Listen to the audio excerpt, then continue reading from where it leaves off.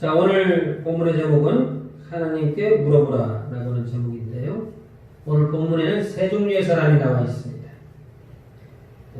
첫 번째는 알면서도 대적하는 무리가 있습니다.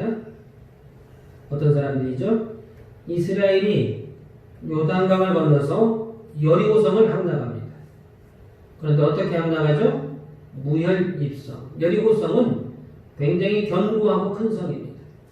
가나안 땅에 7 족속이 살아요. 오늘 1절에도 6개의 족속만 소개되어 있습니다만 가나안 7 족속 이렇게 표현합니다. 그 7 족속만 있는 건 아니고 더 많은 족속이 있는데 가나안을 대표하는 7 족속이 있다 그 얘기입니다. 그런데 그 여리고성은 그 7 족속이 눈여겨보는 성이에요. 얼마나 크고 견고한지 설마 여리고성이 무너지랴 그런 생각을 갖고 있을 만큼 견고한 성입니다. 그런데 손에 피를 묻히지 않고 손에 칼과 창을 들지 않고 여리고성을 기도함으로 돌았더니 그리고 마지막 날에 큰 소리로 외쳤더니 무너졌단 말이죠. 그러니까 이제 여리고성을 그렇게 무너뜨리고 또 요단강도 이제 요단강이 범람할 때에 육지처럼 건너왔습니다. 두 요단강을 가르고 홍해바다 가르듯이 이 요단강을 가르고 사람들이 육지처럼 그 강을 건너왔어요. 여리고성을 무혈입성하고 아이성을 이제 물론 처음에는 패배했습니다만 완전히 함락해버리는 그런 일들을 그래서 승승장구 계속 연전연승하는 일들이 일어나게 됩니다. 오늘 1절에 2일 후에 그 2일 후에라고 하는 것은 지금 아이성 전투를 막 마친 상태를 이야기하는 것이죠. 그리고 가나안 7 족속이 이름이 나열되어 있는데 그리고 그 끝에 1절 끝에 모든 왕들이 이 일을 들었다. 다 듣고 아는 내용이에요. 모르는 게 아니다 그 얘기입니다. 아이성 전투만 알았을까요?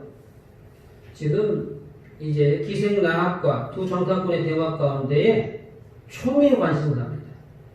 저 이스라엘 백성이 광야 40년 하고 난 다음에 어느 길로 올 것인가 모두 총각을 곤두세우고 지금 바라보고 있어요. 또 오늘 10절에 보니까 아모리 사람의 두 왕은 어디 있었어요? 요단강 건너가기 전에 모압 평지. 이스라엘 백성들이 요단강 건너가려고 진을 쳐야 되잖아요. 하룻밤 묵어야 되고 또 거기서 이제 건너갈 채비를 해야 되고 건너가면 전쟁이니까.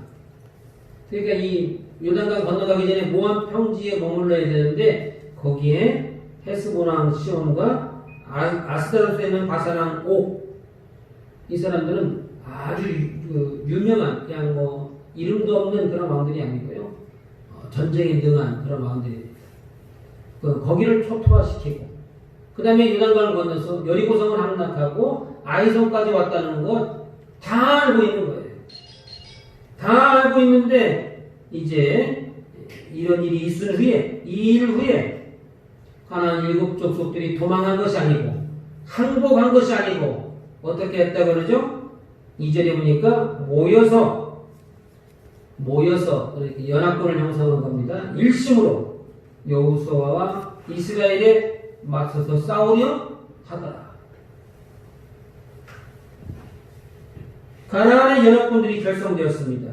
그 이유는 이스라엘 백성과 싸우겠다는 거예요. 1대1로 싸우면 우리가 지지만 우리 가나안 7 족속을 비롯한 모든 족속이 연합하면 그까짓 이스라엘 이길 수 있다. 이렇게 생각한 것이죠. 그런데 한 가지 망각한 것이 있는데 그게 무엇인가요?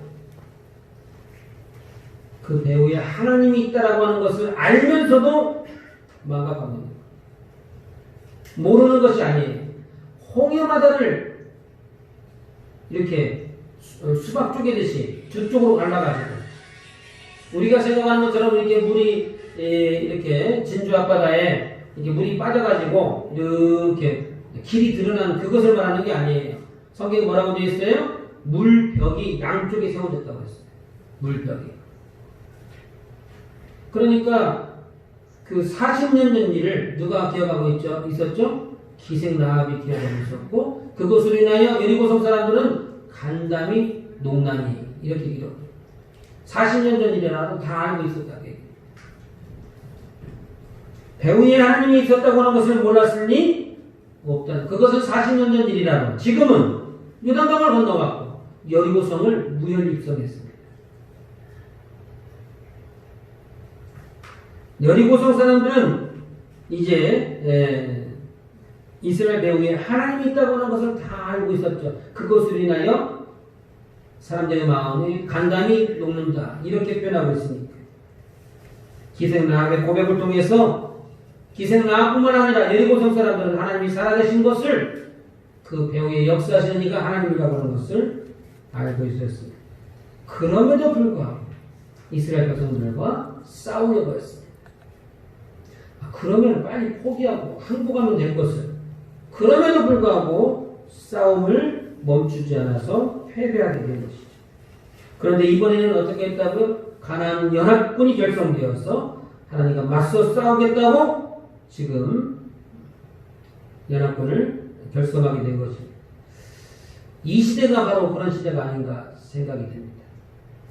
코로나19를 보면서 대홍수와 또 산불 그리고 눈사태와 폭설 이런 자연재해 예전에는 잘 나타나지 않았던 그런 일들이 인간의 힘으로는 감당할 수 없고 많은 피해를 보면서도 이것이 하나님의 역사 하나님의 살아계신 하나님의 섭리라는 것을 조금만 생각해보면 다 알 수 있는 것인데 그럼에도 불구하고 하나님께 항복하지 않고 순종하지 않고 끝까지 하나님을 대적하려고 하는 그것이 오늘 이 시대가 아닌가 생각이 되는 것이죠. 오히려 하나님을 대적할 때 어떻게 합니까? 그 대표적인 것이 AI 인공지능이죠. AI 인공지능을 만들 때는 야 이제는 첨단 시대가 됐구나 우리도 박수를 쳐줬는데 그것을 만드는 사람들의 이야기를 들어보니까 아 이거는 보통 심각한 문제가 아니죠. 뭐라고 하면서 만들어요? 하나님은 인간을 창조할 때에 100년도 안 되는 생명을 탄생했다는 거예요. 그런데 우리는 인공지능을 개발해서 거기에 영원히 사는 존재를 만들겠다. 라고 하는 것이 인공지능을 만드는 사람들의 목표 또는 하나님을 대적하는 문장이 되었어요. 그런 마음으로 만든다는 거예요. 그런 마음. 하나님은 100년도 안 되는 인간을 만들었는데 자신들은 영원히 사는 존재를 만들겠다는 것이죠. 근데 거기에 영원히 사는 존재는 알겠는데 굳이 앞에다가 하나님은 100년도 못 사는 인간을 만들었다. 그 얘기를 왜 넣는 거예요? 그 얘기를 왜 넣어요? 하나님을 대적하겠다는 의도를 보여준 겁니다.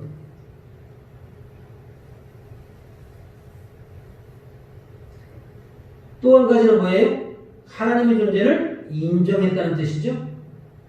하나님은 100년도 못 사는 존재를 만들었다. 그러니까 하나님의 존재는 인정하는 거예요. 인정하는데 그런데 우리는 영원한 생명력을 가진 존재를 만들겠다. 하나님의 존재를 인정하면서도 그럼에도 불구하고 하나님을 대항하고 대적하려고 하는 인간의 어리석음이 여기에 있는 것이죠. 저와 여러분들은 어떻게 하나님을 믿고 있습니까? 하나님의 역사하심을 보고 그것을 체험하면서도 우리 삶의 주변에 크고 작은 기적들이 일어나고 있는데 그것을 인정하려고 하지 않죠. 인정하려고 하지 않고 그거를 이제 영적인 눈으로 바라보려고 하지도 않습니다. 하나님을 믿는다는 건 무슨 뜻이죠? 여러 가지로 해석할 수 있는데 단순하게 생각해보면 하나님을 믿는다는 건 뭔 뜻이에요? 하나님의 관점으로 보겠다는 거예요. 세상을. 하나님의 관점으로 보는 거예요. 코로나19가 우연히 발생한 또는 인간이 만들어낸 또는 중국 우한에서 발생한 이렇게만 보는 게 아니고 그 배후에 왜 하나님이 이것을 허용하셨을까? 그 관점으로 보는 것을 하나님을 믿는 백성들의 입장이 되는 거예요. 유리 없이 이렇게 큰 홍수 왜 주셨을까? 코로나가 잠잠해지면 하던데 왜 다시 이렇게 급속도로 번지고 있는가? 하나님의 뜻은 어디에 있는가? 영적인 눈으로 보려고 하는 것, 그게 예수 믿는 사람들의 입장입니다. 그것이 아니면 예수 믿는다고 말하기 어렵죠. 우리 김씨 가문에 우리 집에 아들들이 있고 또 저희 이제 집안에 가보면 문중에 가보면 거기에서도 저도 상당히 높은 확률을 높아가지고 말씀을 드렸습니다만 상당히 높은 위치에 있거든요.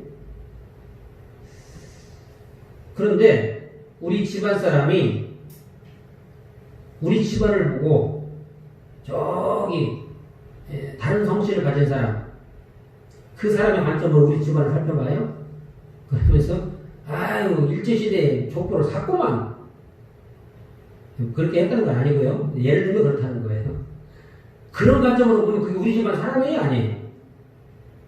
혈통적으로는 우리 집안 사람이라도 우리 집안 사람이 아니에요. 그렇게 하면 그건 저쪽 집안 사람이지. 하나님을 믿는 사람은 하나님의 관점으로 봐야 돼요. 그런데 세상의 관점으로 자꾸 바라보면 그건 하나님의 백성이라고 말하기가 어렵죠. 하나님의 백성은 하나님의 입장에서 모든 것을 해석하고 바라볼 수 있어야 됩니다. 그게 하나님의 관점이죠. 하나님의 백성이고. 그러니까 그렇게 하나님을 믿는다고 하는 하나님의 관점으로 보는 저와 여러분들은 어떻게 살아가고 있느냐라고 하는 것이죠. 우리에게 주어지는 크고 작은 기적 또는 여러 가지 체험, 이것들을 그럴 수도 있지, 뭐 우연히 일어난 거야 이렇게 해석하시느냐라고 하는 거예요. 아니면 하나님이 주신 은혜, 하나님이 주신 은혜가 아니면 이런 일들이 일어날 수 없지 라고 감사하며 살아가느냐라고 하는 것입니다. 하나님을 믿는 많은 사람들은 하나님이 살아계신 것을 알면서도, 어떤 분의 이야기를 들어보니까 하나님 안 믿는 사람도 하나님 살아계신 걸 안대요. 부처님 위에 하나님이라면서요? 그렇게 믿는 사람도 있대요. 하나님의 존재를 믿고 부처의 존재를 믿겠다는 거죠. 하나님 안 믿는 사람도 그랬다는데, 하나님을 믿는 사람들은 하나님의 존재를 인정해야겠죠. 하나님이 살아계신 것을 알면서도 세상적인 눈으로 분석하고 해석하는 것, 그것이 오늘 본문에 나와 있는 알면서도 하나님을 대적하는 무리와 같은 시각입니다.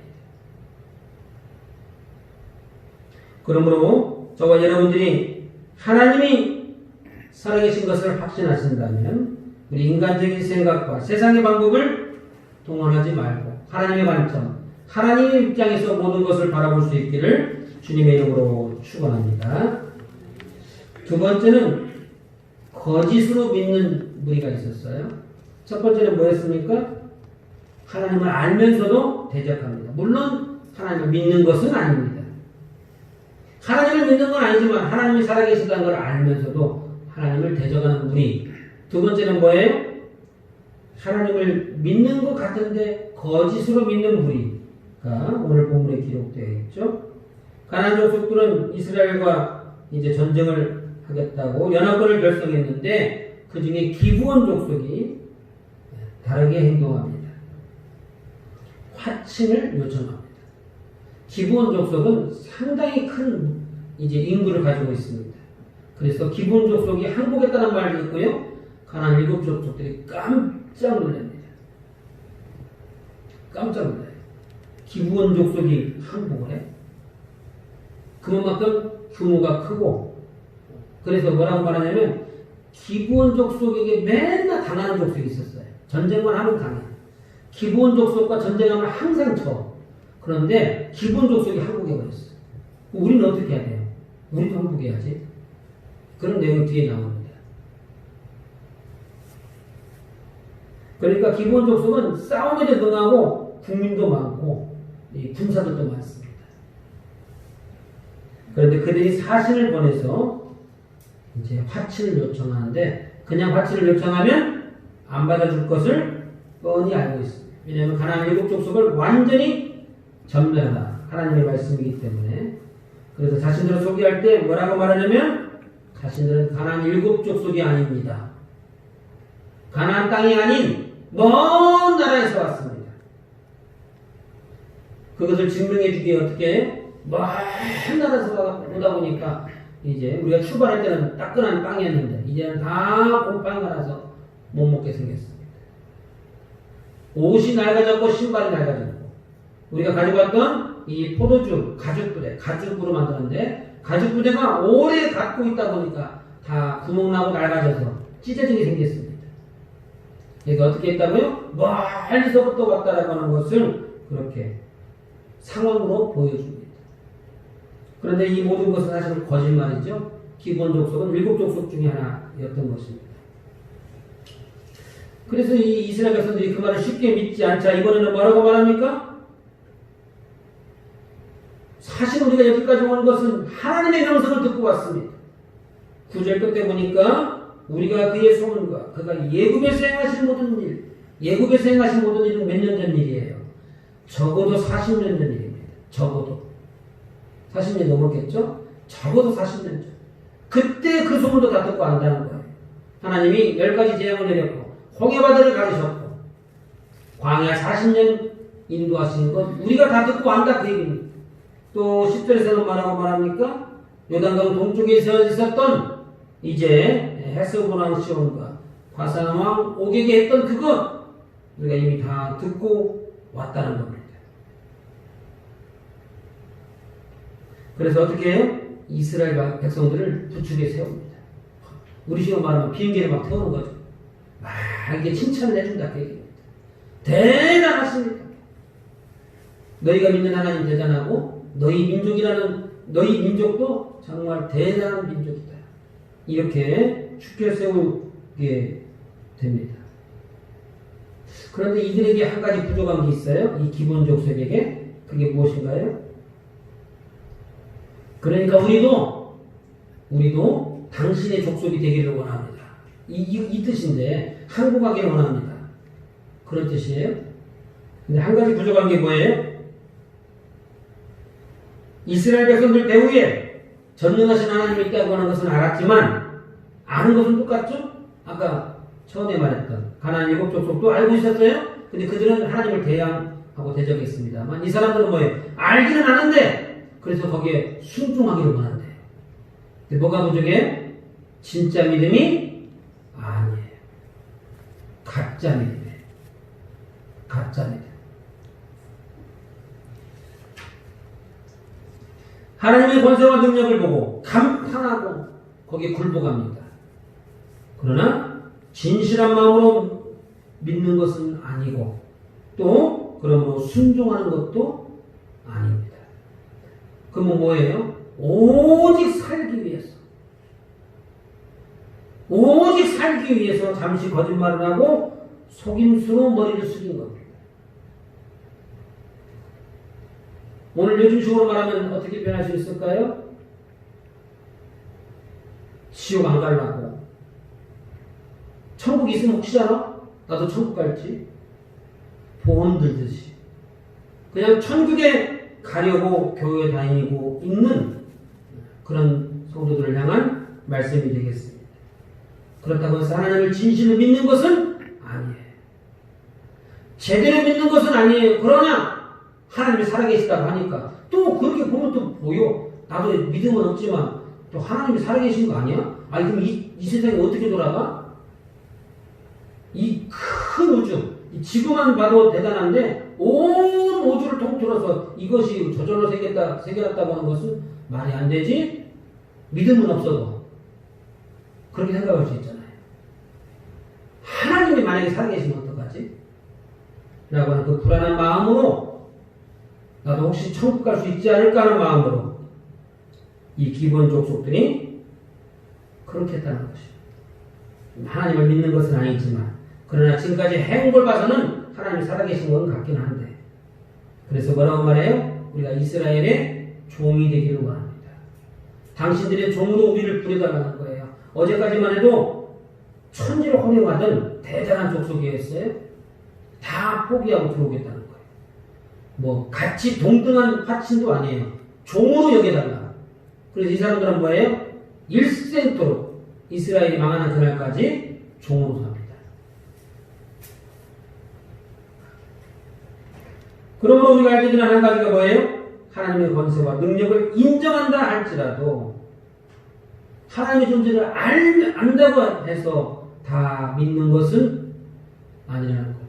믿음의 형식은 가지고 있지만 거짓된 믿음, 잘못된 믿음을 가질 수 있더라라고 하는 것입니다.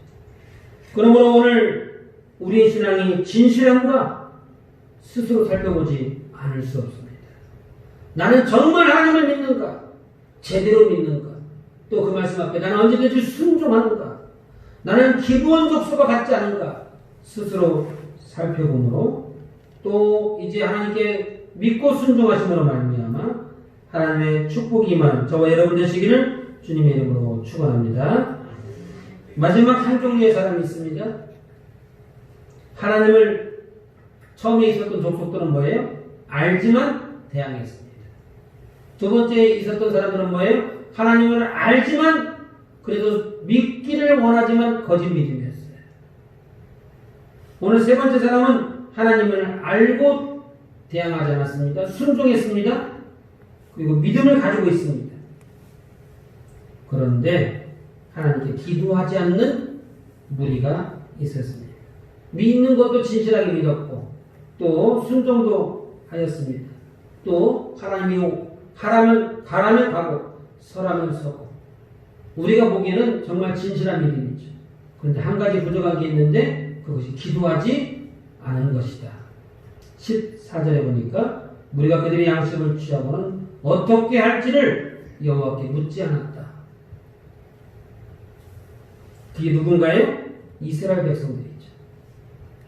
기본 족속들이 적극적이고 치밀한 계획을 세워가지고 찾아왔습니다.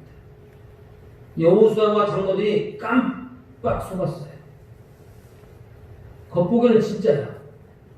뭐 의심할 여지가 없어. 뭐 정탐꾼을 보내서 그 지역에 수색을 한다든지 사람들을 이렇게 신문해보고 취재해보다든지 이런 거 할 필요도 없는 거예요. 그냥 들어보니까 앞뒤 정황이 너무나 딱딱 맞아 들어가는 거예요. 그러니까 의심할 여지가 없죠. 그래서 화친을 맺게 됩니다. 절대로 죽이지 않는다 라고는 화친이죠. 그러나 이것이 문제가 되는 이유가 뭔가요? 14절에서 보는 바와 같이 하나님께서는 그것을 우리 식으로 얘기해보면 서운하다 얘기합니다. 서운하다. 그렇게 중재자가 있으면 아버지한테 물어봐야지.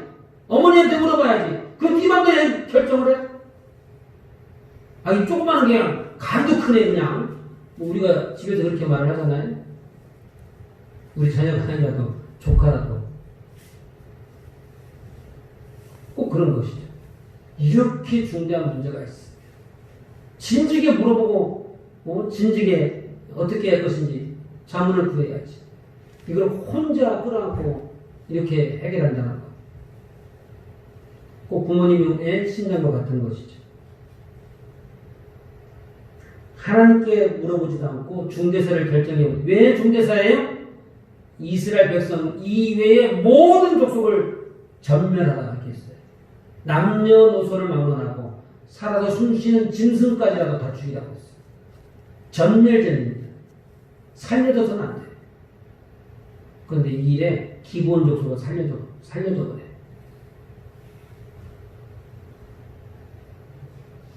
기본 족속들을 의심하고 경계하는 듯 했으나 자신들을 칭찬해주고 자신들에게 와서 머리를 숙여 스스로 종이 되겠다고 하는 기본 족속들을 물리치지 못한 것입니다. 종이 되겠다고 하는 것은 여러 가지로 볼 수 있습니다만 당시로서는 재산 가치로 보는 겁니다. 종이라고 하는 것은 사람으로 취급하지 않고 짐승과 짐승 중에 하나로 보는 거예요. 돈 주고 사는 겁니다. 그러니까 이스라엘 백성들이 하나둘도 아니고요. 한 족속이 와가지고 종이 되겠다고 하니까 이 재산 가치로 따지면 얼마예요? 우리 시골 사시는 분들 다 아실 거예요. 저도 이제 시골 살아봤는데 저희 집에 7남매인데요. 누나가 넷이고 여동생이 하나입니다. 그러니까 저를 낳으려고 그냥 누나 넷으려고 했어요.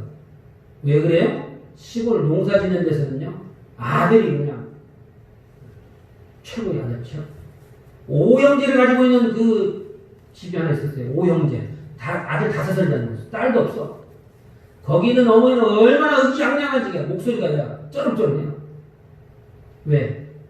노동력이니까. 농사 지으려면 노동력이 있어야 돼요. 그러니까 이때 당시 가나안에 들어가서 정착하게 되면 이제 농사도 지어야 되고 또 양도 쳐야 되는데 그냥 한 족속이어가지고 종이 된다니까. 이게 돈으로 환산할 수가 없어요. 이거는. 자신들을 축해 세워주는 그것으로만 이들을 받아준 게 아니고요. 재산 가치, 경제적 이득을 따져서 그들을 수용합니다. 우리의 신앙이 이럴 수 있어요. 정말 믿음의 길을 가야 되고 세상과 타협하면 안 되는데 가다 보면 경제적 이익에 맞닥뜨리게 되어지게 되죠. 그때는 어떻게 해요? 아이고 예수님 잠깐만 눈 감아주세요 하고는 그냥 내가 원하는 대로 해버리죠. 이스라엘 백성들의 실수가 우리의 실수가 똑같은 것입니다. 이스라엘 백성들이 망각한 게 뭐예요? 아이성 전투에서의 실패의 경험을 또 망각한 거예요. 아이성 전투에서 왜 실패했어요? 하나님께 물어보지 않았기 때문에 실패한 거예요. 하나님께 묻지 않고 3,000명 올려버렸어요. 근데 여기서 또 하나님께 기도하지 않았습니다. 또 물어보지 않아요. 그러면 왜 3,000명 그때는 기도하지 않았을까요? 여리고성 전투에서는 기도했는데 거기는 크거든요. 전투가. 사느냐 죽느냐의 문제. 거기에 놓고 보니까 아이성처럼 조그만해요. 여호수아 장군 갈 필요도 없어. 3,000명 보냈는데. 어디서 실수한 거예요? 사소한 거에서 사소한 거. 큰 거는 다 잘하는데 그 사소한 거 한두 가지에서 실수하는 거예요. 기본적 수는 왜 기도하지 않은 거예요? 이 사람들이 하나님의 역사를 다 알고 있대잖아요. 믿는다잖아요. 그래서 우리도 그 우산하는 그 그늘 밑으로 들어가기를 원한다잖아요. 경제적 이익을 준다잖아요. 우리를 대적하지 않고 우리를 죽게 세워주고 우리랑 같이 가겠다는데 그러니까 거기에 기도하는 것을 망각한 것입니다.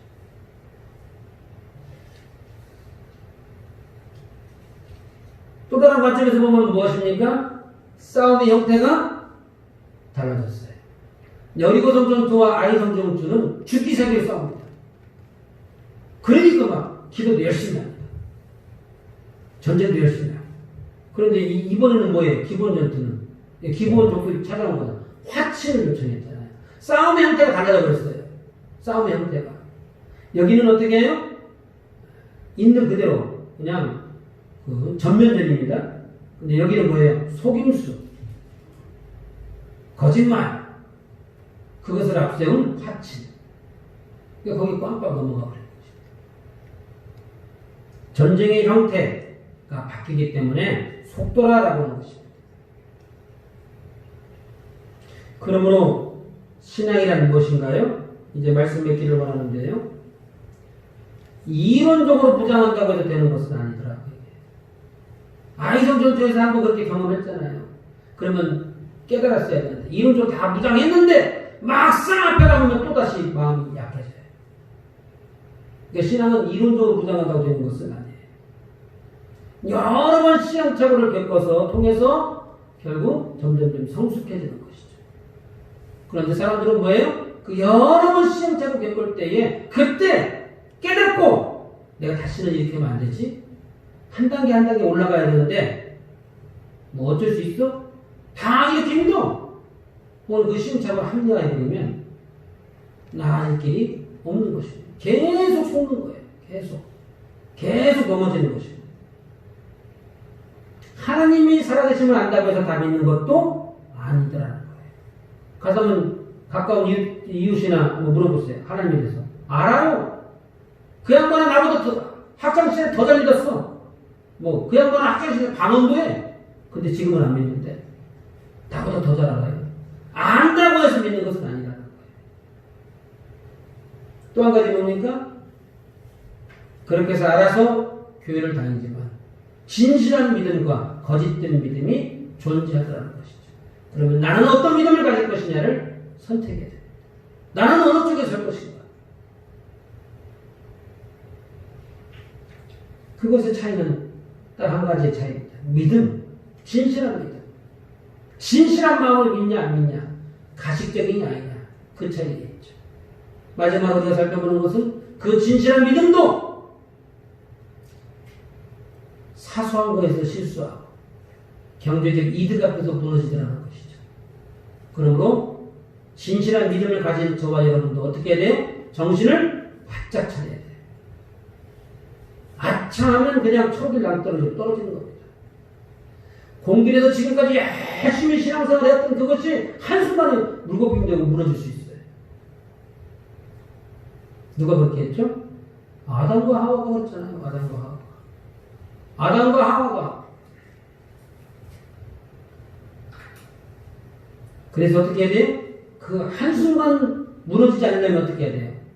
그것이 습관화가 돼야 돼요. 습관적으로 기도해야 되죠. 습관적으로 기도하게 되면 어떻게 해요?